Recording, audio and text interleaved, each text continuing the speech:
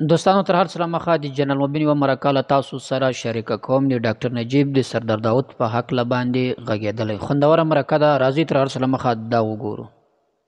نجیب خلقي و کمونیست و که پرچمي و؟ نجیب د افغانستان د خلق دیموکراتیک ګوند د پرچم د وینګ غړی و. نو سردار داود حکومت چاړنګ که و داسې ووایه ورته خلقیانو افغانستان کې څه کردار و کمونستان مه وایستئ. د سردار داود حکومت نشي بدلولی. شانصب صاحب ساغونې زرګونه میلیونه او د خلقیانو فرق څه د شان صاحب؟ د ځمکې او د اسمان فرق ده. خلقي خدای مني، قرآن مني، پیغمبر مني، قیامت مني، کمونست نه مني. کوم خلقي خدای مني؟ خدای نسته. تر وخه یو خلقي چې ویلي چې پیغمبر بر حق نه ده. کوم خلقي خدای مني؟ یو خلقي راوخی چې خدای نه مني. ته یو راوخی چې مني؟ زه په زرګونه درښیم. نور محمد طریقې د معنی نور محمد طریقې د معنی ډاکټر نجیب د قرآن آیتونه درته ویل تفسیر ګوره قرآن آیتونه خو دا معنا نه شو چې یو چا وویلې. نه جنرال صاحب مبین ګوره د یویشتمې پیړۍ د دې خلکو څخه چې دی د یویشتمې پیړۍ ټکنالوژي چې ډېره هوښیاره ده. همدا اوس لاړ چې تاسې سرچ کړئ چې خلقیانو پرچمین کمونستان وو که نه وو، مختلف روایت به درته مخې ته راشي، مختلف دلیلونه به درته مخې ته راشي، درته به وایي چې هو دغه خلک چې دی کمونستان وو. سیاسي مبارزه کې خو تا ته څوک خبره ډاکټر صاحب لاندې ناسته هغه بخښنه غواړم ټولو ته په احترام سره هغه علمي خبرې کولی شي. زه تا دا وایم چې که چېرته جنرال ګورې تاسې ما جنرال صاحب ګورې خبر جنرال صاحب پوښتنه وکړه. زه درته وایم چې که چېرته په افغانستان کې خلقیان او پرچمیان کمونستان یي نو بیا مولانا کوثر نیازی خلقي، فضل الرحمن خلقي د حکومت د خلقیانو سره ولاړو، نصر الله بابر خلقي د پاکستان حکومت خلقي، د پاکستان پیپلز ډیموکراټیک ګوند خلقي، هغه کمونیست. دا پاکستان کې دا شل کاله تاسو پاکستان حکومت دا نه دي. د خلکو پرچم نظریه چې د مارکسیزم نظریه وه که نه وه؟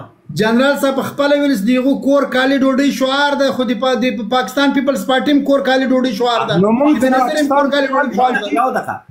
خو نه دي ویلي چې پاکستان پیپل پارټي نظریه داسې وایه ورته بټوی کمونیست و، داسې وایه ورته مولانا کوثر نیازی کمونیست و، داسې وایه جواب راکړه. د خلق او پرچم نظریه د مارکسیزم نظریه وه که نه وه؟ پر هغې باندې ولاړه وه او سواره وه که نه وه؟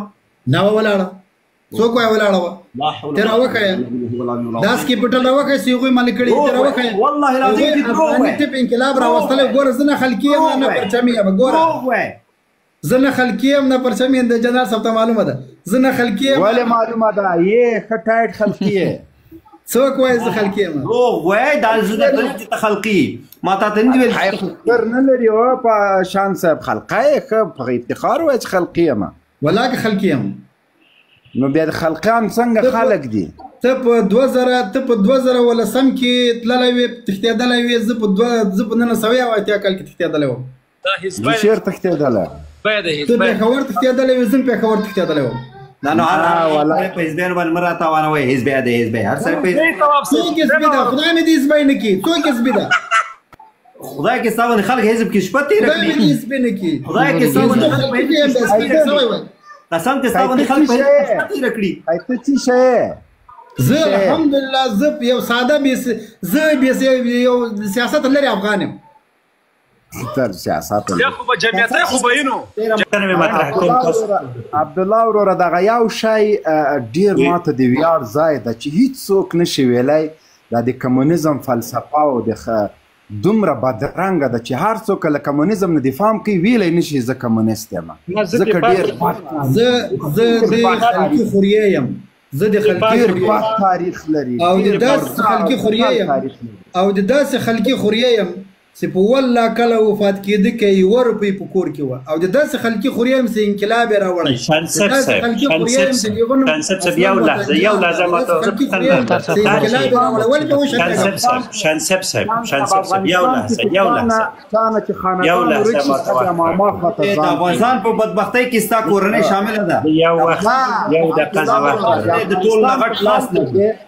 عبدالله ورو د افغانستان خلکو شان خاندان ورک شي بیا ماماګانو پورې ځان تړي. مننه شان صاحب.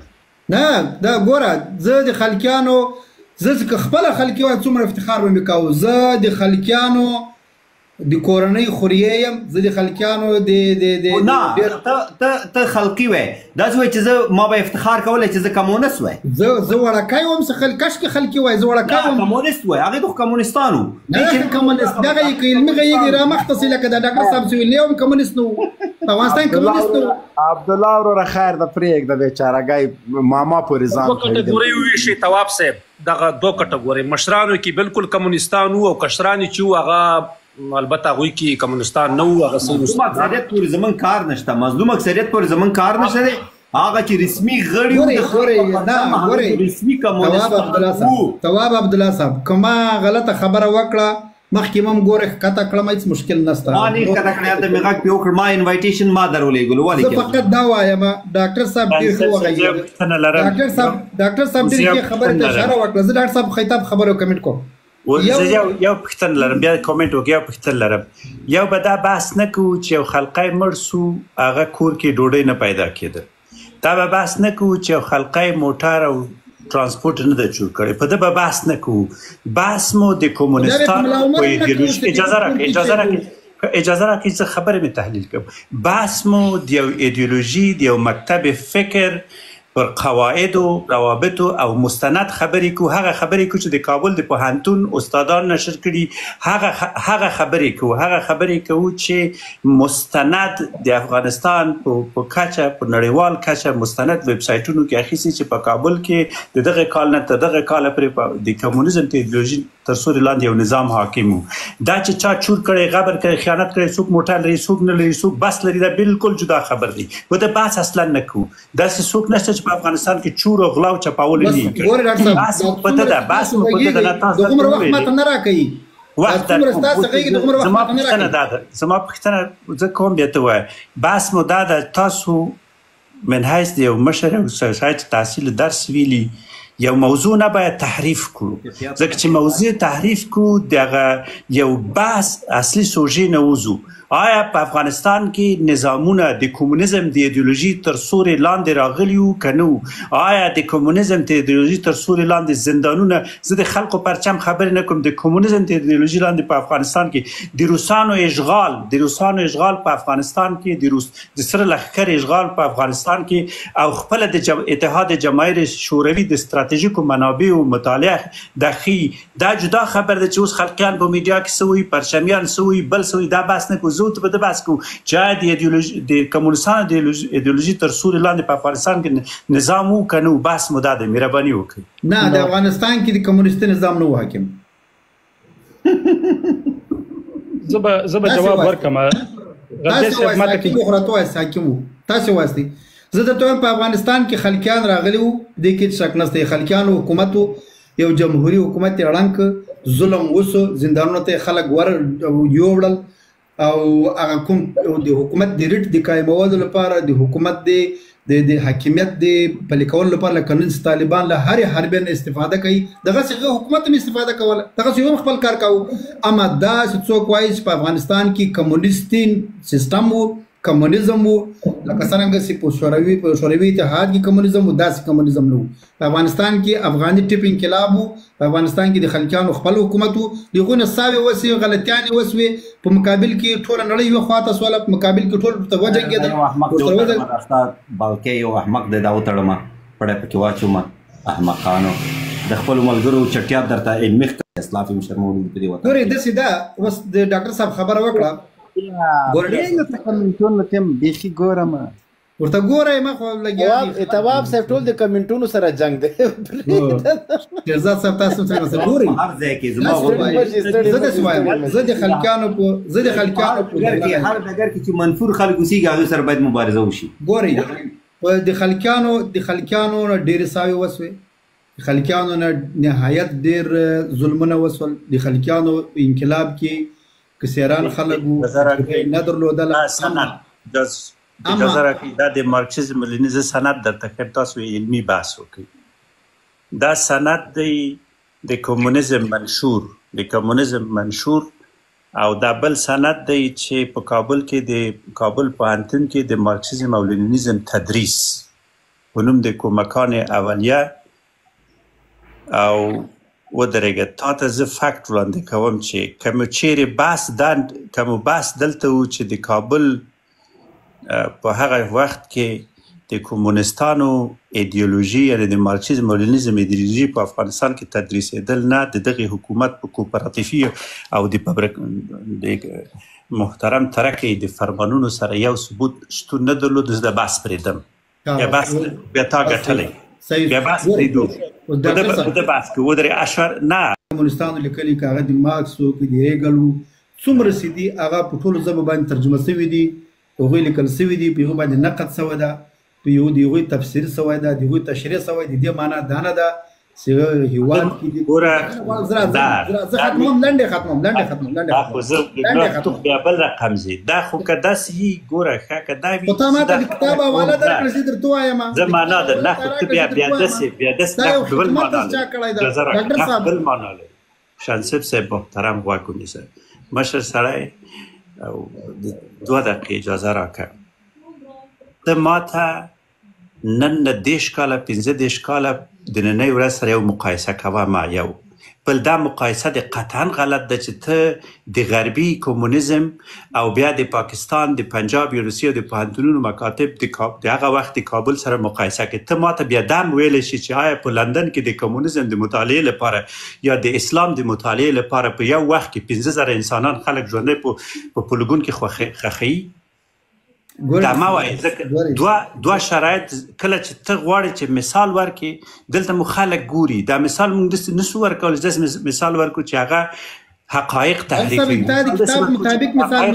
تا ویل دا کتاب کابل کې چاپ شوی ما ورته ویل پاکستان کې چاپ شوي دي بزرګونو نه پاکستان خبره مه کوه که د پاکستان خبرې تر ټولو غټ پاکستانی ته بیا دا خبر پرېږده د پاکستان خبر نه کوو خبر مو دا دی چې تا دلته غیر مستقیم د کمونیزم د باور د ایدئولوژي توجیه لپاره دا خبره وکړل ځکه د کمونیزم د ایدئولوژي چې توجیه کوي توجیه بیا دا مه کوه چې ما پاکستان کې کمونیزم درس وایي دا خو به معنا نه لري معنا دا راته ووایه تا ویل چې په افغانستان کې کمونیزم ایدئولوژي شتون نه درلود زه چې په افغانستان کې کمونیزم ایدئولوژي تر سوري لاندې نظام راغلی و ببر کارمن په صراحت ویل چې افغان نوین با افغان جدید باید فرق کنه مارکسیزم دیالکتیزم هلته به خپل ټولو ملګرو رفقات درس ورکول هدف مو دا دی هدف مو دا نه ده چې توس ماته د پاکستان مثال راکړې پاکستان جدا بحث دی د لندن جدا بحث دی د هغه وخت شرایطو کې دغه بحث مکمل جدا بحث یو بل خبر دا خبر به لږ نور بلمسي په افغانستان کې کمونیست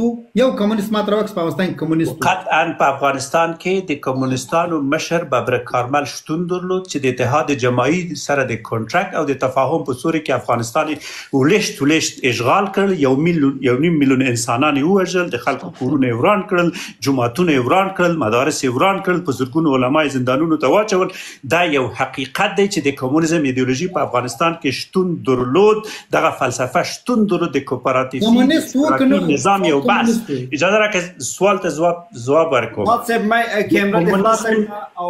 د کمونیزم بحث مو دا ده ګورئ که بحث کوو غواړو یو بحث کې داخل سو بحث کې داخل یو خو دا چې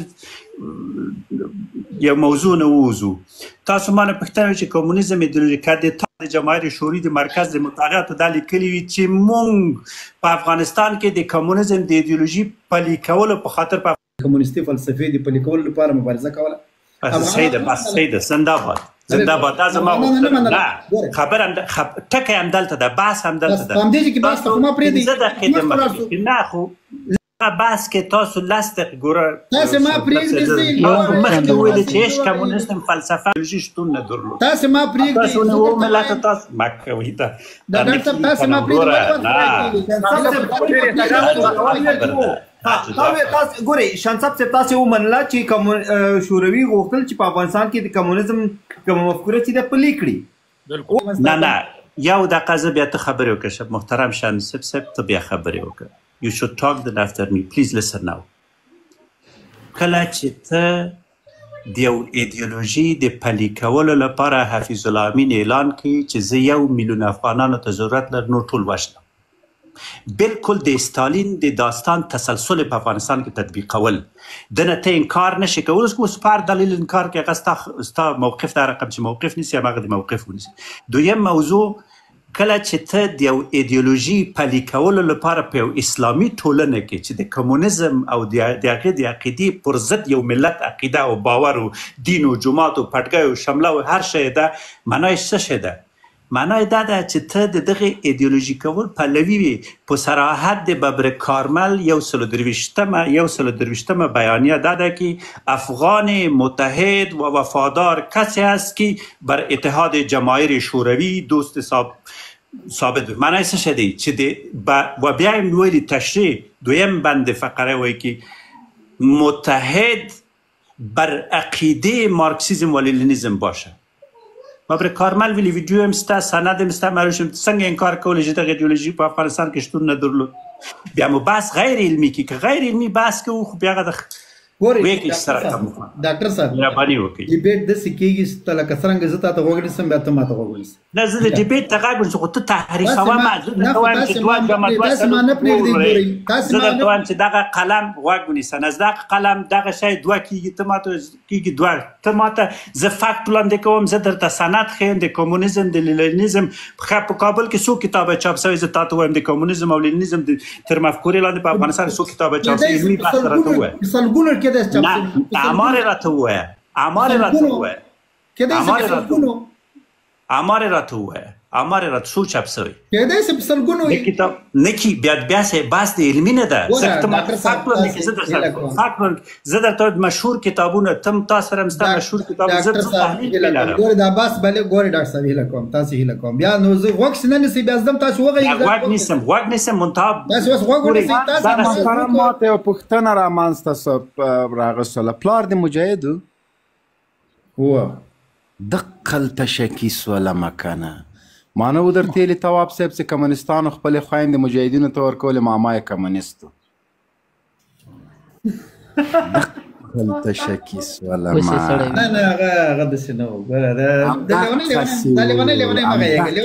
نه قربان د شمشان صاحب ګوره غوږ ونیسه صبر خو وکړه. ما تواب صاحب 3 ورځې مخکې دا خبره کړې وه که نه چې کمونستانو خپل لورګان مجاهدینو ته ورکوه.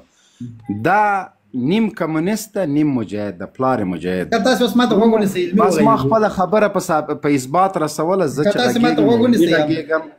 علمي غږېږم دقلته شان صاحب شکیس ولمه ماماګانو د ځان بچ کړی ده پوه شوې. پلار د نر سړی که ګوره غوږ ونیسه ساتي غوږ ونیسئ. ډاکټر صاحب سره غږېږم. پلار یې مجاهد و کاکا مجاهد و ماشاءالله بالکل ټول الحمدلله. ګورئ خبره داسې چل ده. ګورئ دوستانو د مبین صاحب دا مرکه د کمونیزم او د خلقي د هغه پر باب باندې زما کوشش وي مثلا چې داسې مرکې چې په هغې کې ډېر اختلافات نه وي، په هغې کې ډېرې داسې سپکې سپورې نه وي او چې داسې علمي معلومات پکې پراته وي چې را روان ولس ته دا معلومات د تیر وخت وکړول شي یا د تاریخ. مثلا که اوس له پښتون افغان ولس څخه پوښتنه وکړي د نور محمد ترکي چې نږدې تېره سوی باچي ده پر دې باندې وایي څه مثلا معلومات راکړه چې څنګه باچي وه په څوک وه څه رقم معلومات نشته ورته. که د ببر کارمل په هکله باندې جون وغږېږي چې څوک و پښتون و تاجک و ازبک و له کوم قوم سره تعلق درلودی، څوک و په څوک د حکومت پر افغانستان باندې د چا طرفداري و له شوروي سره و له چا سره نه ده ورته معلومه. نو لہذا زموږ کوشش به دا وي چې دا رقم مرکې به هم انشاءالله بیا خاص کر جنرال مبین او ډاکټر عاطف مختار او سره تواب صاحب چې خوندور معلومات علمي معلومات لري انشاءالله کوشش به مو دا وي هغه به پیدا کوو له تاسو سره به شریکوو تر څو تاسو هم معلومات ترلاسه کوئ موږ به هم معلومات ترلاسه کوو. نو تاسو کوشش کوئ داسې مرکې ګورئ داسې ځایونو ته داسې لایفونو کې چې په هغې کې داسې بد رد او اختلافات نه وي ښکنځل نه وي داسې علمي معلومات پکې پراته وي. نو کوشش کوئ په دا رنګه لایفونو کې شرکت کوئ یا دا رنګه لایفونه اورئ تر څو ځان ته د تیر وخت یا د را روان وخت یا پر ټکنالوژي د دنیا کې د ټکنالوژي د ساينس دور د ټکنالوژي ډېر مخته تللی ده پر دې باندې معلومات حاصل کړئ. نو کوشش کوئ دا رقم لایفونه او دا رقم مرکې او دا رقم مجلسو کې حضور لرئ او دا رقم مجلسو کې شرکت کوئ.